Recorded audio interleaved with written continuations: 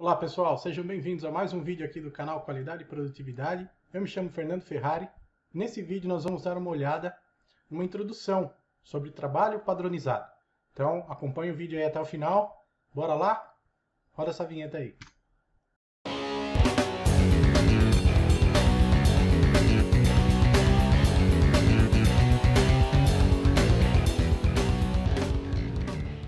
Ok pessoal, vamos começar. Então esse vídeo aqui nós vamos falar sobre, na verdade fazer uma introdução, tá? Sobre trabalho padronizado, tá bom?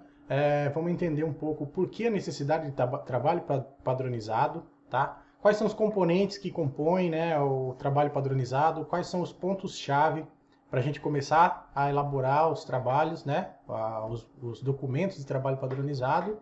E no final eu vou mostrar alguns modelos também, tá? Referente aí à implementação de trabalho padronizado, os documentos que são utilizados, tá? E depois, adiante, nos próximos vídeos, nós vamos detalhar como preencher esses documentos, tá? E como fazer a implementação desse trabalho padronizado, tá bom? Então, vou chavear aqui para a tela agora, tá? Eu preparei aqui também uma sequência de slides, informações aqui, tá? Vamos começar falando aqui o que é, né, e o porquê implementar trabalho padronizado, tá? Então, a primeira, a gente já começa aqui com uma frase, né, de Taishi Ono, um dos gurus aí do Lean, tá? Onde ele afirma que onde não existe um padrão, não existe Kaizen, tá? O que ele quer dizer com isso? Na verdade, o que ele quer dizer é assim: se você vai fazer uma melhoria num processo, tá? E você chega lá e não existe um padrão comparativo, comparado com o que você está dizendo que houve uma melhora, tá? Então, se não existe um trabalho padronizado implementado, significa que, por exemplo, cada turno pode fazer o trabalho de uma forma, tá? Que não existe uma forma definida ou não é conhecida a melhor maneira de se realizar esse trabalho, ou que esse trabalho também é executado com alguns desperdícios, tá? Então, é muito importante, tá? A questão do trabalho padronizado, na verdade, ele é uma das peças fundamentais aí, tá? No início das atividades Lean, a implementação da cultura Lean, tá?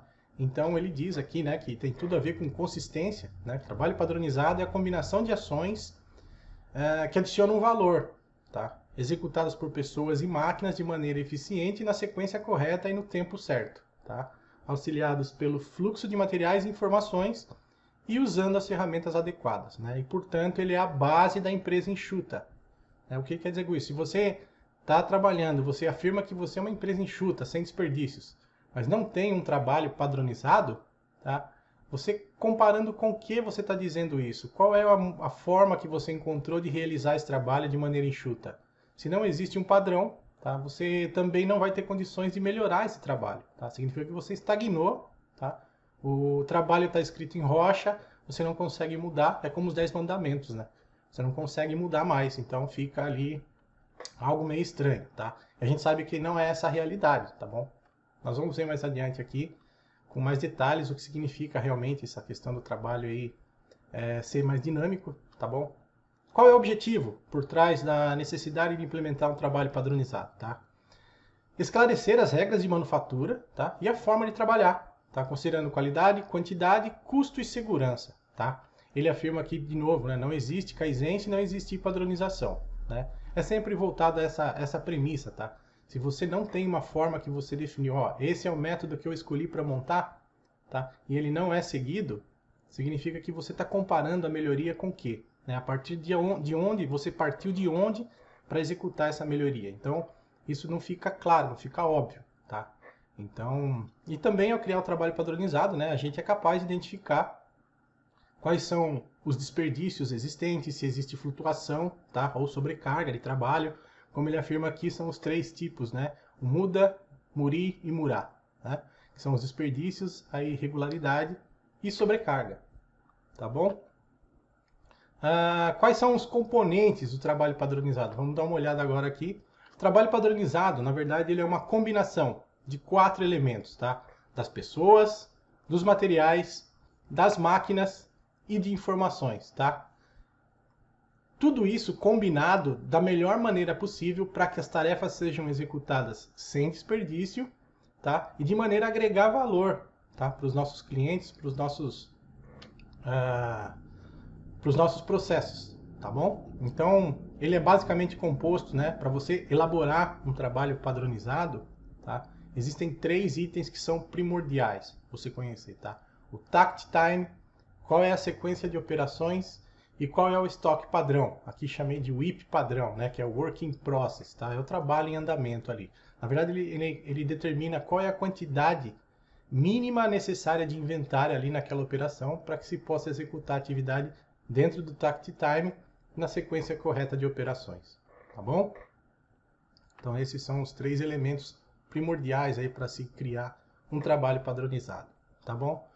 E agora nós vamos aprofundar aqui um pouquinho, tá? Vamos falar um pouco sobre quais são os pontos-chave. Quais são os pontos-chave para mim elaborar um trabalho padronizado, tá?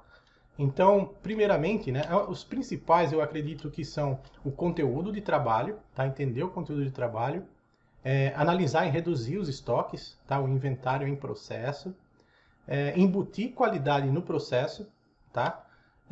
Entender a capacidade de produção, tá? E otimizar a capacidade de produção para que você não parta de uma condição já com desperdícios, e a questão de layout. Tá? Então vamos dar uma olhada aqui um por um, tá? Com relação a conteúdo de trabalho, né?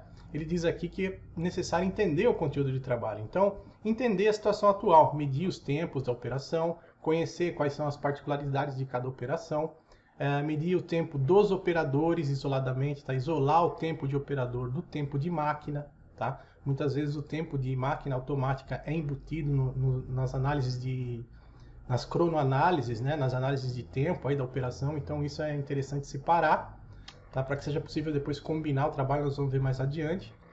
Redistribuir, né, o tempo e a carga de trabalho, né, e sempre deixar as esperas, todo o tempo possível, sempre próximo da última operação, tá? Afastar o gargalo do meio das operações, tá? E eliminar, sempre que possível, fazer Kaizen para eliminar, porque a gente, quando nós vimos no último vídeo, né, sobre balanceamento, quando a gente começa a fazer balanceamento, como está mostrando essa figura aqui na tela, né, você acaba deixando ali a última barrinha, né, de conteúdo de trabalho em função de tempo sempre menor. Então a ideia é sempre tentando reduzir, né, para que você possa executar essas atividades com o menor número de recursos possíveis, tá? De uma maneira mais enxuta, tá bom? Então é nesse sentido que ele quer dizer aqui, para entender melhor o conteúdo de trabalho, tá? Reduzir estoques ao mínimo praticável, né? Então ele dá algumas premissas aqui. Identificar claramente os itens essenciais, né? O WIP padrão ou estoque padrão, dos não essenciais, né? Estoques em processo. Muitas vezes acontece muito, tá? O pessoal abarrota a linha de produção com matéria-prima, tá? E sempre procura encher, tá, os espaços entre as operações com o máximo ali de submontagens possíveis, para que dessa forma fique protegida contra eventuais paradas, eventuais faltas de abastecimento e tudo mais, tá? Usar esse raciocínio é o mesmo que dizer, eu vou utilizar inventário para encobrir as minhas ineficiências, tá? Então a ideia de manter o inventário no nível mínimo praticável, né, tanto de matéria-prima quanto de produtos acabados, tem relação com o seguinte: é só mantendo os inventários nesse nível que você consegue enxergar quais são as suas ineficiências e eliminá-las, tá? Trabalhar para reduzir as ineficiências do processo, tá bom? Tem uma frase aqui também, que os estoques são uma ótima forma de evitar lidar com os problemas, né? Então você acaba criando estoques ali para evitar lidar com aquela máquina que quebra sempre, evitar cuidar, né, da faltas frequentes de operadores, não vem trabalhar, e etc. É um mundo de problemas que acontecem no dia a dia de produção, tá? Alguns mais fáceis de resolver, outros muito mais difíceis, tá? Então cabe aí a gerência, a direção da empresa direcionar recursos para trabalhar, tá? Geralmente a equipe de melhoria contínua, tá bom? Com relação à qualidade, tá? Quando a gente vai trabalhar e criar um padrão de trabalho, né? Criar um trabalho padronizado a ser seguido, ele precisa conter as questões de ações para combater os defeitos de qualidade, tá? Então, são coisas do tipo parar imediatamente a linha para qualquer defeito ou condição anormal, tá? Isso se chama Jidoka. Incluir inspeção no trabalho padronizado, melhorar a inspeção da qualidade, tá? Efetuar melhorias, procurar maneiras de efetuar essa inspeção da melhor maneira possível, tá? Uma maneira mais rápida, mais segura e mais eficaz. Dividir e reduzir as tarefas de inspeção, tá? Nunca deixar toda uma inspeção que talvez seja muito complexa com uma pessoa só, tá? Entender as causas, perguntar por quê, né? Várias vezes para entender por que esses problemas estão acontecendo, problemas de qualidade, né? Definir e implementar medidas corretivas, tá? Isso é importante. Parou imediatamente, já procura qual é a correção, uma ação de contenção e, se for necessário, ação a longo prazo, já deixa para depois, né? Já cria um plano de ação, mas nunca deixa um problema que aconteceu sem tratativa, tá? E acompanhar com rigor, buscar a causa raiz desses problemas continuamente, né? E implementar um sistema que torna fácil o entendimento das causas, né? Por exemplo, repetir o trabalho sobre as mesmas condições, né? Você repete, você cria ali as inspeções de qualidade e faz com que o trabalho seja repetido sob as mesmas condições de trabalho.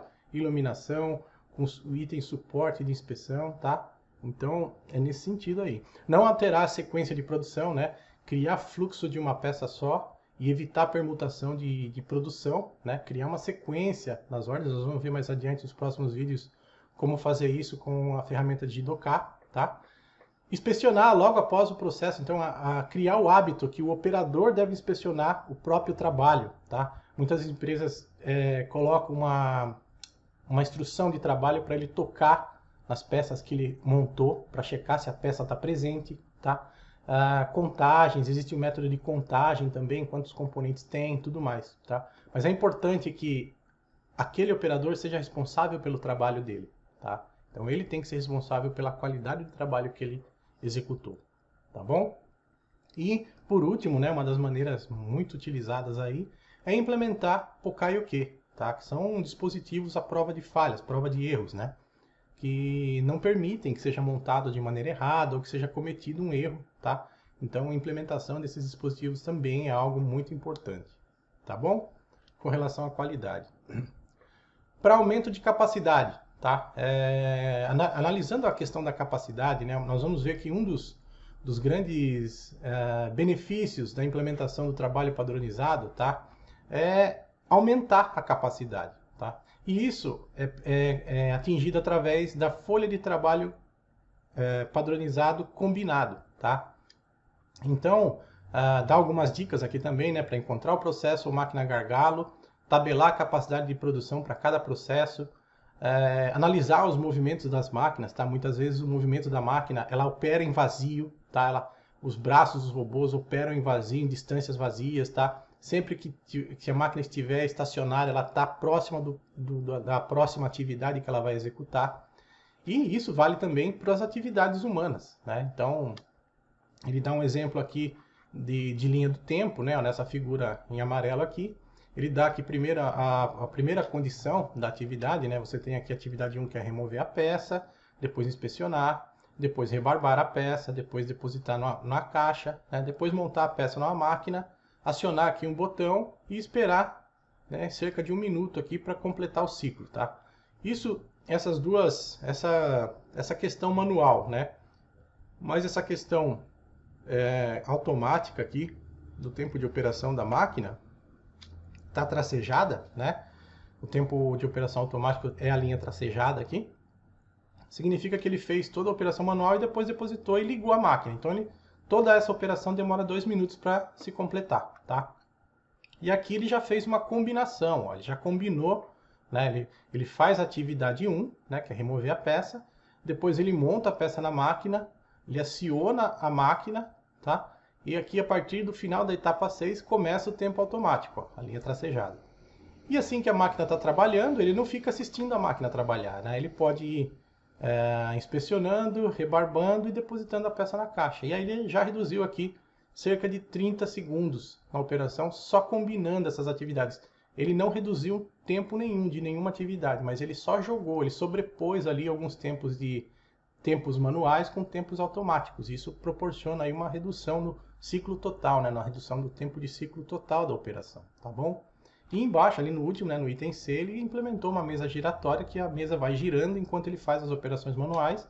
Então, toda vez que a mesa gira, ele deposita uma peça que automaticamente dispara o funcionamento do equipamento, tá? Então, reduz aí pela metade o tempo. Então, existem diversas formas, cabe ao pessoal de engenharia, aos analistas, aos engenheiros analisarem o processo, tá? E procurar essas saídas aí de melhoria. Elas sempre existem, elas sempre são possíveis de fazer, tá bom? A questão de layout é muito importante, tá?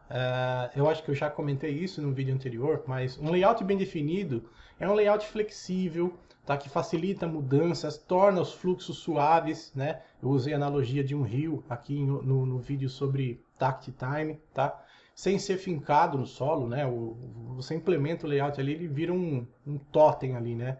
Então, evitar isso, sabe? Permitir que o layout seja flexível, fácil de mudar, tenha componentes de engate rápido, de posicionamento, de autoalinhamento, tá bom? E sempre levar em conta aí os 4 principais fluxos, né? O fluxo de processo, o fluxo de informações, o fluxo de material e o fluxo de pessoas, tá? Nunca esquecendo que ergonomicamente é interessante distribuir as atividades de maneira que ela não ofereça risco para os operadores. Tá bom? Aqui tem um exemplo, né, de um layout em U, né? O layout em ferradura ou em U, como queira chamar, né, em que o material ele entra muito próximo da região onde o material é retirado, né? E os operadores podem chavear essas estações de trabalho aqui, tá? Quando alguém falta, alguém pode substituir. Elas estão posicionados muito próximos um do outro, tá? Então, os operadores que vão trabalhar aqui nessa parte interna aqui dessa célula, eles podem chavear aqui, até a supervisão e a gerência podem alocar eles aqui e ajustar esse trabalho de acordo com a necessidade de demanda aí, tá bom? A questão do material entrar e sair pelo mesmo local aqui, né? Entra matéria-prima e sai produto acabado muito próximo, é porque muitas vezes é possível a própria pessoa que traz a matéria-prima leva o produto acabado para uma outra estação, tá? Então muitas vezes aproveita essa mão de obra aí, tá? E né, nunca deixar, né, no layout os equipamentos, né, automáticos, né, ou fluxos de trabalho de máquina próximos do fluxo de trabalho manual, trabalho humano, tá? Assim evita questão de congestionamento do layout aí, tá bom? São algumas dicas bem simples aí, bem comuns, né, no dia a dia de engenharia.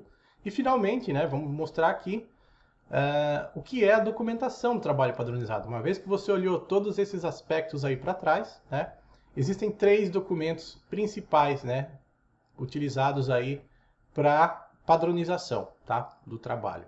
Que a gente chama que são os documentos de trabalho padronizado. O primeiro deles é o quadro de capacidade de processo, tá, que é utilizado para calcular a capacidade de cada máquina aqui, né, nos processos, geralmente são processos conectados, tá? Confirma a capacidade real, identifica e elimina os gargalos, tá? Então aqui tem um exemplo, esse aqui é um exemplo do Lean Institute, tá? Onde você tem aqui um quadro com o nome do processo, o número da máquina, o tempo manual de operação, o tempo que ela fica trabalhando automática e o tempo total, tá?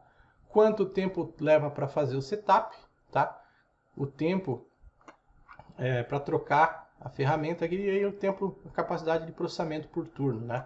Que é o tempo a capacidade de unidades que ela consegue expelir por turno aqui. E isso é feito para todas as máquinas daquela determinada célula de trabalho, tá? Em seguida, nós temos a folha de trabalho padronizada em si, tá? Que é também conhecida como diagrama de trabalho padronizado, tá? Nada mais é do que uma vista de planta, tá? Onde você tem a disposição dos equipamentos e das bancadas e da posição de cada item, tá bom? E você marca aqui a caminhada dos operadores, ó. Tem umas setas aqui indicando a caminhada, né? Ele mostra o tempo takt, tá? Ele vai mostrar aqui embaixo, aqui na legenda, o tempo takt, tá? O tempo de ciclo, tá? Número de operadores, tá? Esses pontinhos aqui, tá? Eles simbolizam quantas peças que estão determinadas para ser o estoque padrão, tá? Significa que aqui nessa mesa tem uma peça em espera, tá? E aqui nesse ponto existe uma inspeção de qualidade, tá? Representado pelo losango. Essa simbologia varia bastante de empresa para empresa, tá? Existem alguns formatos diferentes dessa folha, mas basicamente o que é uma folha de trabalho padronizado é isso aqui, tá? Então ele tem aqui a vista de planta aqui do layout, tá? A posição das máquinas, dos operadores, tá? Para onde eles devem caminhar após terminar aqui as suas atividades, tá bom? E a simbologia aqui, né? Mostrando onde tem inspeção de qualidade, onde existe uma necessidade de tomar cuidado, né, com segurança, e o estoque padrão, tá, em processo, que é o Standard WIP que a gente falou, tá? Nós vamos ver no detalhe como preencher essas folhas aqui nos próximos vídeos, tá? Esse aqui é um vídeo de introdução mostrando aqui um overview do que é o trabalho padronizado, tá bom? E por último, né, o último dos documentos aí, né, a gente acabou de ver aí a questão de combinar o trabalho de máquina e trabalho manual, né? É justamente essa folha de trabalho padronizado combinado que é utilizada para checar, tá? Ela tem um detalhamento maior e o que ela permite fazer, tá? Ela permite olhar aqui os elementos, tá? Cada atividade dessa operação, tá? Cada linha dessa aqui é uma atividade. E aqui existe uma escala de tempo em segundos, geralmente. Essa linha aqui representa takt time, tá? E aqui quanto leva cada operação, tá? E o tempo de caminhada, o tempo de máquina automática entre elas, de maneira que você consegue sobrepor e combinar esse trabalho de acordo com a necessidade, tá? Então são esses 3 documentos aqui, tá? Que compõem aí a questão do trabalho padronizado, tá bom? Eu espero que vocês tenham gostado desse vídeo, tá? Por esse vídeo aqui é tudo, é só uma breve introdução do que é o trabalho padronizado. E nos próximos vídeos eu vou detalhar cada um desses 3 documentos aqui. Vou pedir para vocês, se você não é inscrito ainda, se inscreve aí no canal, tá? Quiser receber o aviso aí, toda vez que for publicado no vídeo, ativa o sininho, tá bom? Deixa nos comentários, tá? Os seus pontos de vista, suas críticas, sugestões, comentários, é tudo muito importante, tá bom? Espero que vocês tenham gostado e até o próximo vídeo. Um abraço. Tchau, tchau.